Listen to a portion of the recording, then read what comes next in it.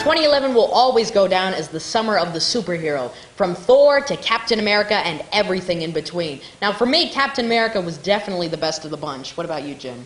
Captain America is the best. X-Men First Class, I think, actually a pretty close second.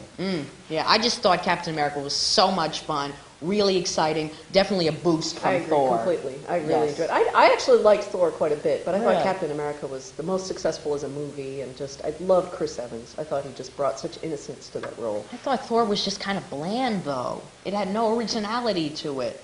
Yeah. Thor is was a tough one to do from the get-go. With the Hulk and Iron Man, Marvel Studios have been doing at least pseudo science fiction premises, and now we've got to somehow sell a Norse god.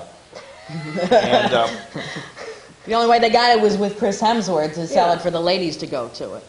Yeah, and they did at least one good obligatory shirtless scene for him, and I think there was more than one. There was more than one. I wasn't counting. But she was.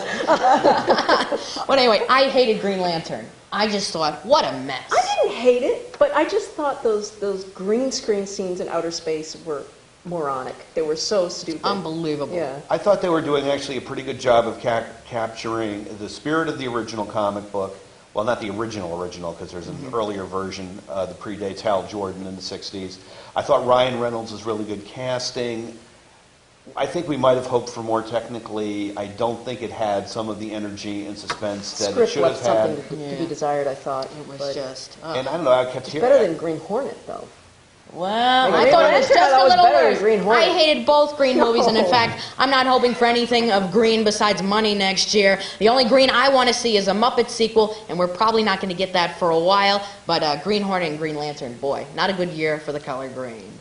Green Hornet, they played it strictly for laughs, and they shouldn't. The whole thing was over Seth Rogen, and they had Christoph Waltz, one of the best movie villains running around right now, and had no clue what to do with him. But poor Michel Gondry. I mean, I love To Be Kind Rewind, which came out a few years ago with Jack Black. Thought it was the best movie of 2008. And then he goes and makes this. I'm like, really? Well, you got to be capable. You've got to show people what you're capable of. So every now and then, a filmmaker has to make a really bad movie, so that next time he makes a good movie, we'll all be grateful. I think he even complained about directing it and saying, "This is not my movie." In fact, Seth Rogen was probably the one to blame for Green Hornet.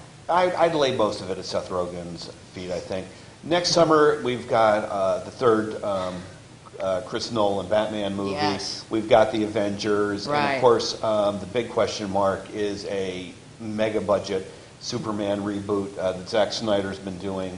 And, of course, SpiderMan. And SpiderMan. Don't forget SpiderMan. You know, a movie that nobody seems to want to see. But I love Andrew Garfield. I just love him. I've been following him in little movies for the longest time, and when he was cast, I thought that's brilliant. They've got they have a fabulous supporting cast in that. Emma Stone is the new love interest. They've got Sally Field and Martin Sheen and Dennis Leary and Rhys Ifans playing the villain. I mean, they've got a lot of really good people floating around in there. But I just don't know if people want to go back to square one on Spider-Man already. Some people think it's just too soon. I mean, it was only 2002 when the first one came out, and here we go with 2012, just 10-year span. We may be maxing out on Spidey, you think? And even with the Broadway show, that probably didn't help either. So, again, not a great year of superhero movies, but Captain America, definitely the standout.